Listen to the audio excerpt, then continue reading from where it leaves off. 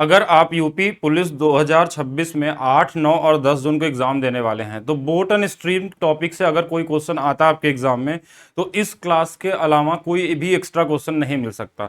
और इसकी मैं गारंटी दे सकता हूं आपको कि पूरे यूट्यूब पे जो ये क्लास आपको मिलने वाली है ये सबसे अलग और नई मिलने वाली है। यानी कि बोट एंड स्ट्रीम अभी तक जो भी आप पढ़े हैं ना वो गलत तरीके से पढ़े हैं। ये अप्रोच होता है क्वेश्चन को लगाने का, वो जो आज आप सीखेंगे कि किस तरीके से आप एक सिंगल लाइन में बोट एंड स्ट्रीम का किसी भी लेवल का क्वेश्चन हो उसको मेंटली लगा सकते हैं। तो स्टार्ट करते हैं आज की क्लास। अगर आपको वीडियो अच्छी लगती है तो वीडियो को लाइक करेंगे, शेयर करेंगे और कमेंट करके बताएंगे। तो पहला क्वेश्चन पे चलते हैं हम लोग। देखिए, बोट एंड स्ट्रीम अगर सॉल्व करना है तो आपको चार चीजें बस लिखनी होती है, इसके अलावा कुछ नहीं। पहला लिखिए बोट, उसके अलावा वाटर, और इसके अलावा डाउन स्ट्रीम और अप स्ट्रीम। बस इसके अलावा बोट एंड स्ट्रीम में और कुछ होता ही नहीं है। धारा की दिशा में, धारा के विपरीत, नाव की चाल और धारा की चाल। ठीक है, अब क्वेश्चन में क्या डेटा दिया, इन चारों में से कोई ना कोई दो डेटा आपको मिलता ही मिलता है। अगर इस चार में से अगर आपके पास कोई एक डेटा दिया जाता है तो वहां पे इक्वेशन क्रिएट होता है। अगर दो डेटा है तो कोई इक्वेशन क्रिएट नहीं होता, बहुत इजी क्वेश्चन होता है। जैसे क्वेश्चन बोला धारा के अनुकूल 24 किलोमीटर 2 घंटे में, यानी 2 से भाग दे देंगे, यानी स्पीड कितनी रही होगी धारा की दिशा में, 12 रही होगी। सेम बोला कि धारा के प्रतिकूल 16 2 घंटे में, 2 से भाग दे दिया, इसकी वैल्यू 8 रही होगी। अगर दो डेटा मिल गया तो बाकी दो डेटा आप मेंटली लगा सकते हैं। इन दोनों को जोड़ के आधा कर लेंगे, बोट आता है। इन दोनों को घटा के आधा कर लेंगे तो ये वाली वैल्यू मिलती है। चलिए जोड़िए, 12 8 20 का आधा ये वाला 10, और अगर इसमें चाहे देखिए 12 और 8 का अंतर 4 का आधा 2 होगा।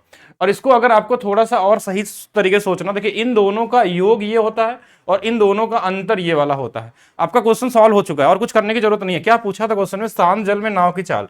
तो जो नाव की चाल होती है ना, ये बोट होती है, ये शांत जल में। अगर धारा की चाल बोलते हैं तो आंसर 2 आता, तो यहाँ पे आंसर 10 है आपका। यानी कि आप इसे 10 सेकंड के अंदर लगा सकते हैं। कोई भी क्वेश्चन हो, आप सारे क्वेश्चन देखिएगा जितने भी टाइप के आपके एग्जाम में क्वेश्चन बनते हैं। सबसे पहले क्या लिखना है आपको, boat, water, down stream and up stream. अब यहां पे एक चीज और समझिएगा कि शांत जल में एक नाव की गति दिया है, पहले से दे दिया शांत जल में, इस बार इसका डेटा दे दिया है 15 दिया हुआ कि शांत जल में नाव की गति दिया है। धारा की गति 3 दिया हुआ है, यानी इस बार इसकी वैल्यू भी दे दिया आपको, 3 दे दिया है। अब क्वेश्चन में कुछ भी निकालना, जैसे अगर हमको इधर वाले दो डेटा दिए हैं तो अभी तुमने बताया था इन दोनों को जोड़ने पे ये वाला आता है, इन दोनों को घटाने पे ये वाला आता है, ये आ गया आपका आंसर। अगर बोला धारा की दिशा में चाल पूछा तो ये आंसर होगा, धारा के विपरीत पूछा गया तो ये वाला चाल होगा। पूछा क्या है आंसर में कि धारा के अनुकूल 72 किलोमीटर चलना है, हमको कितना चलना है 72 किलोमीटर, और धारा के अनुकूल चलना है यानी कि 18 की स्पीड से चलेंगे, कितना टाइम लग जाएगा, 4 घंटे। तो यही आंसर होगा आपका, 4 घंटे। कुछ भी करना था इसमें नहीं करना था। और भी आगे देखिएगा क्वेश्चन, फिर से हमको क्या लिखना है, एक तरफ लिखना है boat, water, down stream and up stream. एक व्यक्ति धारा के अनुकूल 14 किलोमीटर प्रति घंटा की चाल से चलता है, यानी इस बार धारा के अनुकूल वाली स्पीड दिया है 14, प्रतिकूल वाली स्पीड दिया है 9 दिया है। अब नाव की गति आपसे पूछा गया, यानी कि हमको इसकी वैल्यू चाहिए, तो देखिए दोनों को जोड़ लेंगे या दोनों को घटा लेंगे, देखिए ये हमारे पास हो सकता है। अच्छा, धारा की गति पूछा गया, देखिए दोनों को घटा लेंगे तो कितना आ जाएगा, तो बोलेंगे इनको घटाने 5, 5 का आधा 2.5 आ गया। अगर दोनों को जोड़ के लिए या तो फिर हम इन दोनों को जोड़ने पे 14 यानी ये वाला 11.5 होगा। हमको सिर्फ इसी की वैल्यू पूछी गई थी, आंसर आ गया। मतलब कुछ करना था ही नहीं क्वेश्चन में, आप क्वेश्चन लिखते रहेंगे आपका आंसर आ जाएगा। बोट एंड स्ट्रीम इतना इजी टॉपिक होता है अगर आप सही तरीके से जानते हैं तो। फिर से क्वेश्चन लिखते हैं हम लोग, देखिए ध्यान से, बोट, वाटर, डाउन स्ट्रीम और अप स्ट्रीम। एक नाव धारा के प्रतिकूल जाने में धारा के अनुकूल की तुलना में 2 गुना समय लेता है। हमेशा 2 गुना समय किसमें लगता है, प्रतिकूल में लगता है। 2 गुना, 3 गुना, 4 जो भी दे दे, मतलब टाइम ज्यादा किसमें लगता है, इधर वाले में। यानी इधर 2 टाइम लगेगा तो इधर 1 लगेगा। तो टाइम का उल्टा ही तो स्पीड का अनुपात है, टाइम का उल्टा स्पीड का। जैसे अगर इसका टाइम 1 है तो स्पीड इधर 2 आ जाएगा, 1 आ जाएगा। ये अनुपात हमको दिया है। अगर ये दोनों दिए हैं तो 2 और 1 3 का आधा, ये वाला 1.5 होना चाहिए अनुपात में। ये एग्जैक्ट वैल्यू नहीं है इनका डिफरेंस कितना है, 1 का आधा कितना होता है, 0.5। ये 0.5 है, ध्यान रखेंगे। अब ये सबका अनुपात आ गया। अब क्या पूछा गया वो देख लीजिए। धारा की गति 4 दिया हुआ, यानी कि इस 0.5 यूनिट की वैल्यू 4 दिया है। इससे कितना गुना पे, 8 गुना पे, 8 5 40, यानी कि ये आ जाएगा। पूछा क्या गया था, शांत जल में नाव गति, इसमें भी 8 का गुना कर लेंगे, 15 गुणे 8 120, यानी कि 12 आपका क्या होगा यहाँ पे, राइट आंसर होगा। ऑप्शन नंबर सी यहाँ पे राइट होगा। तो सिंगल लाइन में क्वेश्चन आप लगा सकते हैं। इसके साथ साथ मैं आपको पहले बता दूं, मेरा application maths by DP sir official है, जिसपे एक सिपाही बैच था यूपी पुलिस के लिए, जिसमें 30 मैथ्स के सेट और 30 रीजनिंग के सेट कराए गए हैं।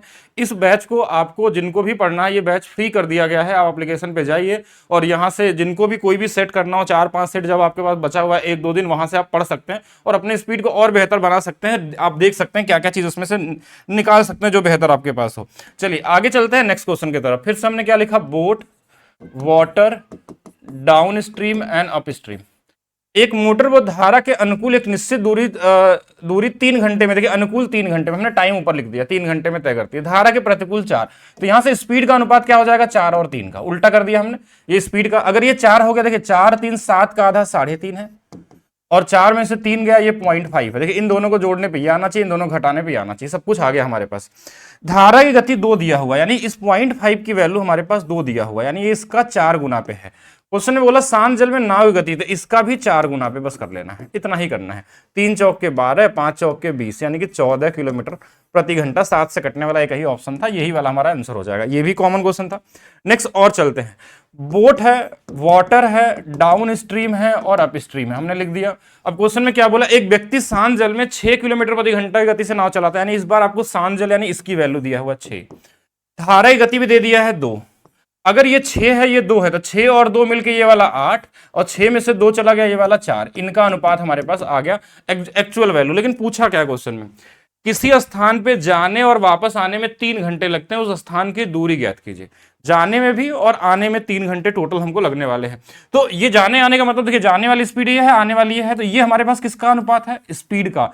तो अगर मैं यहां से टाइम का अनुपात निकाल दूं, तो इसी का उल्टा हो जाएगा, 4 और कितना 8 हो जाएगा। यही तो होता है, दोनों मिला के 12 घंटे यहां लग रहा है, लेकिन क्वेश्चन ने बोला 3 ही घंटे लगे, यानी 12 की वैल्यू 3 घंटे, इसमें 4 से भाग दिया गया है, यानी कि हम इसको 1/4 से गुणा किए थे, तो इसमें भी 1/4 से गुणा कर लेंगे, यानी कि जाने वाला जो समय था वो 1 घंटा था, और इधर से भी करना चाहे तो आने वाला जो समय था वो 2 घंटा था। ये अलग अलग समय निकल गया कि जाने वाले का समय 1 घंटा, आने वाले का 2 घंटा, टोटल 3 घंटा था। अगर डिस्टेंस पूछा जाए तो क्या होता है, स्पीड इंटू टाइम, यानी कि इस स्पीड में टाइम का गुणा, 8 1 कम 8, या फिर 4 दूना 8, ये दोनों तरफ से हमारे पास डिस्टेंस आ जाएगा। स्पीड का टाइम में गुणा करने पे 8 किलोमीटर की दूरी थी। अगर टोटल दूरी की बात करता तो आंसर क्या आता, 16 आता। इसमें और भी तरीका लगाया जा सकता है कि इनका औसत चाल निकाल लीजिए इसका। तो ये औसत चाल कितना होता है, 2 गुणे में 8 गुणे में 4 बटे में 8 4 12, और इंटू में 3 घंटा टोटल लगा। 3 से 4 बार में 4 से 4 कट गया, यानी टोटल 16 किलोमीटर की दूरी तय की गई थी। और 16 में अगर एक तरफ की दूरी पूछा जाए तो कितना होगा, 8 गया होगा 8 आया होगा, बस यही क्वेश्चन हो जाएगा।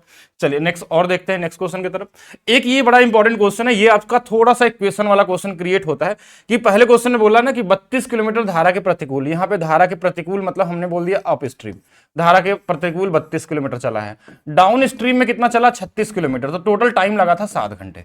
फिर क्वेश्चन में क्या बोला गया कि 9 घंटे में 40 किलोमीटर धारा के प्रतिकूल, 40 किलोमीटर धारा के प्रतिकूल और 48 किलोमीटर धारा की दिशा में चला, तो इसमें 9 घंटे हमारे पास लगे हुए। लेकिन हमको क्या चाहिए, हमको चाहिए था सिर्फ ये वाला, boat water down stream and up stream. ऐसे केस में लोग इक्वेशन बनाने में अपना टाइम वेस्ट कर देते हैं। आपको क्या करना है कि जो धारा की चाल अगर निकालनी हो यहाँ पे, मतलब हम इन दोनों की स्पीड अगर निकालनी हो, यानी इसकी value up stream down stream की वैल्यू निकालनी हो, अगर ये दोनों पता रहेगा तो ये दोनों तो निकल ही जाएंगे हमारे पास।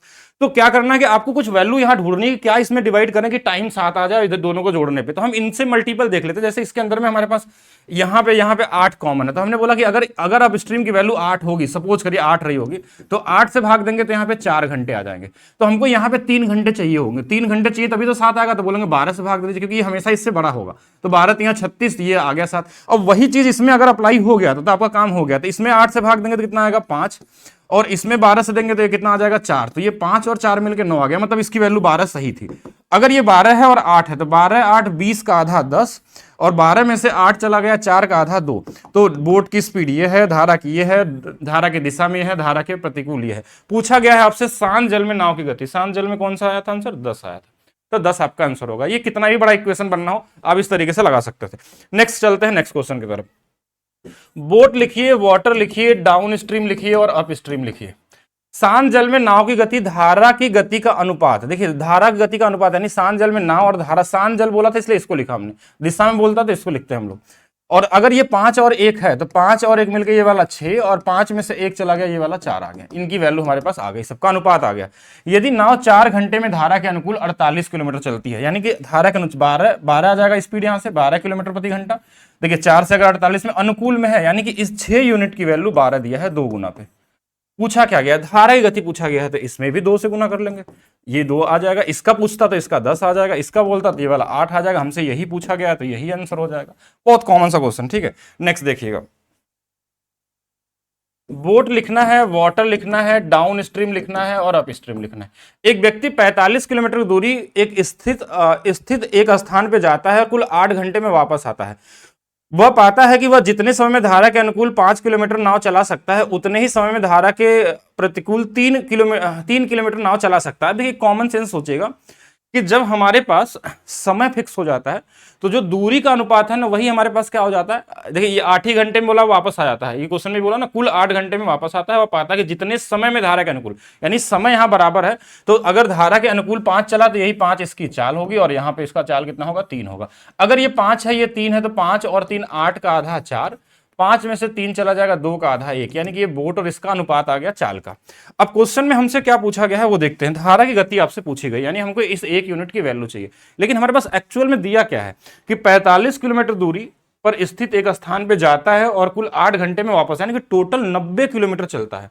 90 किलोमीटर चलता है और 8 घंटे में वापस आता है, यानी कि टोटल औसत चाल दिया हुआ है। तो औसत चाल कैसे निकलता है, तो हम बोलेंगे ऐसे निकलता है, 2 गुणे में 5 गुणे में 3 बटे में 5 3 8, इसकी वैल्यू जो है ना 90 बटे में 8 है। तो इसको अगर काट दें हम ऐसे, और किस नंबर से काट सकते हैं, 3 से ये 30 बार में कट जाएगा, 5 से ये 6 बार में कट जाएगा, 1 यूनिट की वैल्यू हमारे पास 3 आ जाएगी।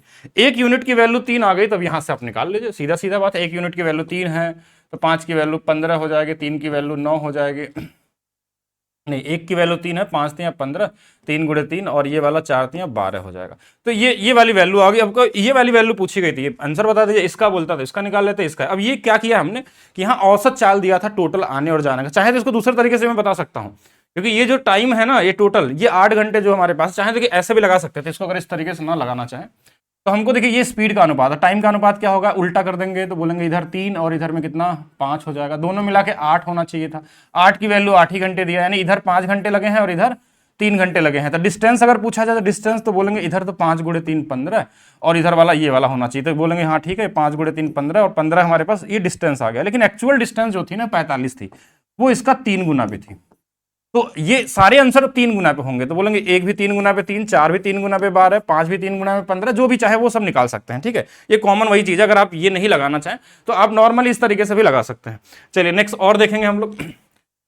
हमारे पास क्या लिखना है, डाउन स्ट्रीम, डाउन नहीं, पहले लिखना है boat, water, down stream and up stream. अब फिर देखिए क्या दिया है, शांत जल में एक नाव की गति 12 किलोमीटर प्रति घंटा है, ये वाली वैल्यू दिया है 12 किलोमीटर प्रति घंटा।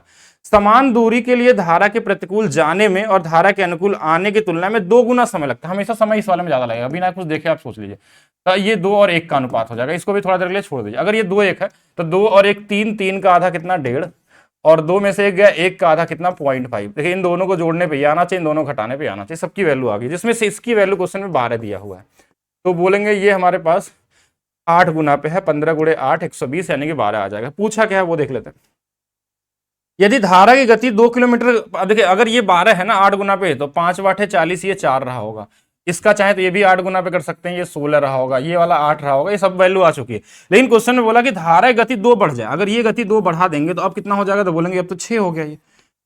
तो फिर क्वेश्चन में क्या बोला गया है कि धारा के अनुकूल 54 किलोमीटर चलने में, अनुकूल 54 यानी 54 किलोमीटर चलना है। और तो अब देखिए दोनों को जोड़ देंगे, 12 6 18 के हिसाब से अगर देखें, क्योंकि ये दोनों जुड़ जाएंगे ना, नया वाला क्या आएगा 12 6 18 होगा, तो ये 3 घंटे लगेंगे। अब इसको कितने लगेंगे, 3 घंटे। तो ये भी कॉमन था आपके लिए। नेक्स्ट और बात करते हैं हम लोग। एक व्यक्ति शांत जल में 8 किलोमीटर प्रति घंटा गति से नाव चला सकता है। बोट लिखना है, वाटर लिखना है, डाउन स्ट्रीम लिखना है, अप स्ट्रीम लिखना है। तो शांत जल की वैल्यू हमारे पास दिया है 8, शांत जल में 8 की स्पीड से चला सकता नाव। धारा की गति भी दे दिया है 4, तो अगर जैसे ये दोनों दिया ना, तो 8 4 ये वाला 12, 8 में से 4 गया ये वाला 4, ये वैल्यू हमारे पास आ गई। यदि वह एक निश्चित दूरी के लिए धारा के अनुकूल के तुलना में धारा के प्रतिकूल 4 घंटे अधिक समय लेता है, मतलब समय, अब यहाँ इक्वेशन नहीं क्रिएट करना है, ये स्पीड का अनुपात होता है धारा के अनुकूल प्रतिकूल का। तो अगर ये टाइम का अनुपात निकालना तो इसी का उल्टा कर लेंगे, 4 और 12। तो यहाँ हमने देखा कितना ज्यादा ले रहा है, तो बोलेंगे यहाँ 8 यूनिट ले रहा है, 8 की वैल्यू 4 घंटे दिया है, इसका 1/2 गुना पे, यानी यहाँ से टाइम निकालेंगे तो 1/2 गुना करेंगे तो ये 2 आ जाएगा, इसमें 1/2 का, या यहाँ से निकालेंगे तो ये 6 आ जाएगा। अब आपसे क्या पूछा गया, दूरी ज्ञात कीजिए। दूरी क्या होगा, 12 दूना 24 या 6 गुणे 4, कहीं से डिस्टेंस बराबर क्या होता है, स्पीड इंटू में टाइम। तो 12 की स्पीड से अगर 2 घंटे चलेगा तो 24 किलोमीटर चलेगा। अगर आने जाने का स्पीड बोलता तो 24 24 48 हो जाता हमारे पास। ठीक है, अब देखिए यहां तक हमने बोटन स्ट्रीम के हर एक टाइप आपको बता दिए, इसके अलावा कोई भी क्वेश्चन आपके एग्जाम में नहीं मिल सकता है, और ये सारे के सारे आप मेंटली लगा सकते हैं अगर आप ध्यान से एक बार देखें। और जिनको लगता है कि इस क्लास से आपको चीजें पूरी तरीके से नहीं समझ पाए, बोटन स्ट्रीम नहीं पढ़े, तो आप बोटन स्ट्रीम की यूट्यूब पे क्लास पढ़ी होगी, उसको जरूर देख लेंगे, आपका दिमाग खुल जाएगा कैसे ये चीजें होती हैं। और इसमें तो बहुत लो लेवल की चीजें बताई गई हैं, जो क्योंकि आपके एग्जाम में उतना ही पूछा जाएगा। बाकी जो आपको थ्योरी क्लास डाली गई ना, उसमें हर एक लेवल के ऊपर की चीजें बताई गई, लेकिन जो यहाँ पढ़ाया गया ये आपका वनडे एग्जाम लगभग आपका सारा सारा क्वेश्चन कवर कर लेगा। बाकी अगर आपको अपनी स्पीड को और बेहतर बनानी है तो आप डाउनलोड करिए maths by DP sir official है, जहां पे आप सिपाही बैच ले सकते हैं। बाकी इसके अलावा भी बहुत सारे फाउंडेशन बैचेस होते हैं जहां से आप अपनी स्पीड को, अपनी थ्योरी को और स्ट्रॉन्ग बना सकते हैं। बाकी मिलते हैं नेक्स्ट क्लास में। वीडियो अगर आपको अच्छी लगे तो वीडियो को लाइक कर देंगे, शेयर करेंगे और कमेंट करके बताएंगे। बाकी कल वाली जो क्लास होगी सुबह सुबह जो आपको मिलने वाली है, वो क्लास होगी आपका, हम लोग कवर करेंगे उसके अंदर में एज वाले question, time and work, pipe and system और टाइम एंड डिस्टेंस से कुछ जो क्वेश्चन बचे हुए वो एक साथ ही सारा कर लेंगे। इसके बाद आपको एक्स्ट्रा करने की जरूरत नहीं पड़ेगी। अगर किसी को कोई और चैप्टर कवर करवाना है, आपको लगता है कि जो इंपॉर्टेंट हो आपके लिए, तो आप कमेंट करके जरूर बताइएगा, ठीक है? वैसा हम लोग करेंगे।